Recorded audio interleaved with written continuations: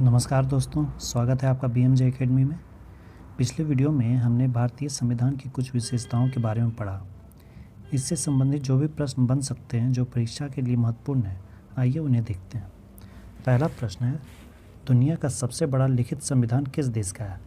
तो ये भारत का संविधान दुनिया का सबसे बड़ा लिखित संविधान है। अगला, दुनिया का सबसे पहला लिखित संविधान किस देश का है? तो ये अमेरिका का है। पहली बार किसी देश ने अपने संविधान को लिखा तो वो अमेरिका था। 1789 ईस्वी में यहाँ संविधान लागू हुआ था। 1949 में अपनाए गए संविधान में कितने अनुच्छेद और अनुसूचियाँ थी? 26 नवंबर 1949 ईस्वी को जो संविधान अपनाया गया संविधान सभा द्वारा, उसमें 395 अनुच्छेद थे और 8 अनुसूचियाँ थी। वर्तमान में भारतीय संविधान में कितने अनुच्छेद और अनुसूचियाँ हैं? तो जब संविधान अपनाया गया था तो उस समय 395 अनुच्छेद थे, लेकिन अभी 470 अनुच्छेद हैं, और उस समय 8 अनुसूचियाँ थी, लेकिन अभी 12 अनुसूचियाँ हैं। अगला प्रश्न, संघात्मक संविधान किसे कहते हैं?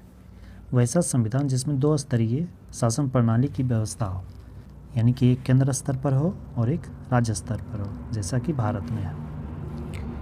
अगला, अध्यक्षीय शासन प्रणाली का उदाहरण कौन सा देश है? तो ये अमेरिका है। अमेरिका में अध्यक्षीय शासन प्रणाली है। अध्यक्षीय शासन प्रणाली में वास्तविक प्रमुख राष्ट्रपति होता है, जिसका चुनाव प्रत्यक्ष रूप द्वारा किया जाता है, जिसे कार्यपालिका का वास्तविक प्रमुख भी कहते हैं। भारत ने अपने संघात्मक संविधान में किस प्रकार की शासन प्रणाली की व्यवस्था की है? तो भारत ने अपने संविधान में संसदीय शासन प्रणाली की व्यवस्था की है। संसदीय शासन प्रणाली में राष्ट्रपति नाम मात्र का प्रमुख होता है। वास्तविक शक्ति प्रधानमंत्री के पास होती है। भारतीय संविधान में न्यायपालिका किस तरह की है? भारतीय संविधान में जो न्यायपालिका की स्थापना की गई है वो अपने आप में स्वतंत्र है और एकीकृत और स्वतंत्र है। न्यायपालिका विधायिका और कार्यपालिका से बिल्कुल स्वतंत्र है। अगला, संसदीय शासन प्रणाली में वास्तविक शक्ति किसके पास होती है? तो संसदीय शासन प्रणाली में वास्तविक शक्ति प्रधानमंत्री के पास होता है। उदाहरण के लिए जैसे अपना देश भारत। अगला प्रश्न देखते हैं, अध्यक्षीय शासन प्रणाली में वास्तविक शक्ति किसके पास होती है?